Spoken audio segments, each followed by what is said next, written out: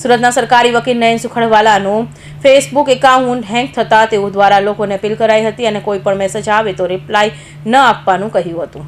સુરતના સરકારી વકીલ નયન સુખડવાલાનું ફેસબુક એકાઉન્ટ હેક થયું છે। સરકારી વકીલ નયન સુખડવાલા એકાઉન્ટમાં હેક થતાં લોકોને અપીલ કરી હતી અને જણાવ્યું હતું કે ફેક એકાઉન્ટથી કોઈ પણ કોલ આવે કે પૈસાની માંગણી થાય તો રિપ્લાય આપવો નહીં। ફેક એકાઉન્ટ બનાવનાર વિરુદ્ધ કાયદાકીય કાર્યવાહી કરવામાં આવશે। આથી તમામ મિત્રોને વિનંતી છે કે કોઈક અજાણી વ્યક્તિએ ફેસબુક ઉપર મારું ફેક આઈડી બનાવ્યું છે, લોકોને ફ્રેન્ડ રિક્વેસ્ટ મોકલી રહ્યા છે, કેટલાકને એવું કહે છે કે હું CRPFમાંથી બોલું છું, ફર્નિચર આપવાનું છે વગેરે કરી અને એમ કરી અને પૈસાની ગેરકાયદેસરની માંગણી કરે છે।